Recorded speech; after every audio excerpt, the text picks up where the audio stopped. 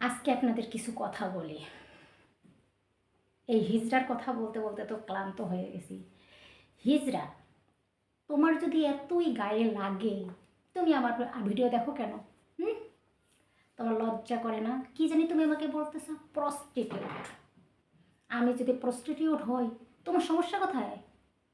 হ্যাঁ, তুমি তো তোমার নিজের গর্ভধারিণী মাকেও বলছো যে পরকিয়া করে তোমার সৎ ভাইয়ের সঙ্গে। আর আমি তো ছিলাম তোমার 2 দিনের বউ। আমার আমার ব্যাপারে তুমি যে কোনো টাইমে অপবাদ দিতে দ্বিধা পাবে না। যে জন্ম দিছে তাকেই তুমি বলো। তোমার মতো সন্তান পৃথিবীতে জন্ম নেওয়াটাই ভুল, বুঝেছ? আর কি বলতেছ? অনলাইনে আমাকে তুমি ধুয়ে দিবা, ধুয়ে দিয়ে আর কি বাকি রাখছো? এখন যদি তুমি আমাকে ধুয়ে দাও, আমার কিচ্ছু যায় আসে না। আমার কি, আমার একটা জীবন। আমি এখন বয়ফ্রেন্ড নিয়ে ঘুরি, না একাই ঘুরি, না কারো মাথায় আমি মাথা দিয়ে ঘুমাই, তাতে তোমার সমস্যা কেন? তোমার এত জলে কেন? এখনও আমাকে দেখে তোমার জেলাস ফিল হয়? জ্বলতেছ? আহা হা স্বামী জান, খুব জ্বলনি উঠছে। মাত্র শুরু, এখনও কিছু দেখো নাই, অনেক কিছু বাকি আছে। মাত্র তো শুরু। আর কি জানি বলতেছ?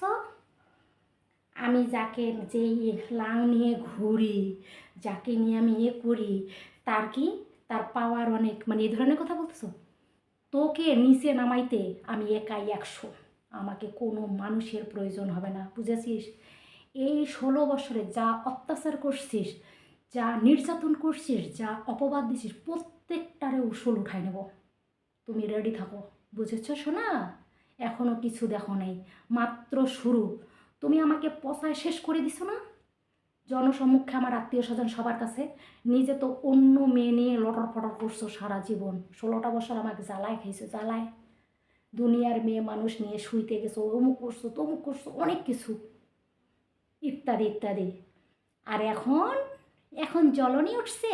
আমি এতদিন তোমারগুলো গোপন রাখছি, গোপন রেখে চিন্তা করছি সংসারটা মনে হয় আমার টিকে যাবে, আমার বাচ্চারা ভালো থাকে, কিন্তু আমাকে সংসার করতে দেওয়া নেই।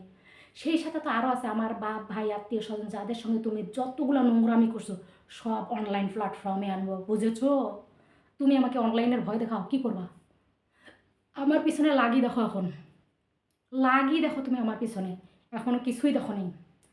তুমি আমার পেছনে আমার এই এককানি চুলও ছিঁড়তে পারবা না এখন আর। এখন আমি আগের মতো নরম সরম নাই, তুমি যা বলবা আমি তাই শুনবো। এখন এখন অনেক শেয়ানা হয়ে গেছি। নরম ছিলাম দেখে তুমি আমাকে ছাড়ছো। যদি প্রতিবাদ করলাম, হ্যাঁ দরজাল মহিলা হইলাম, হ্যাঁ দরজার বউ হইলাম, হ্যাঁ, তাহলে তুমি আমাকে কোনো দিন ছাড়তে পারতা না, বুঝেছ? মাইন্ডিড, নিজে প্রস্টিটিউটের বাচ্চা।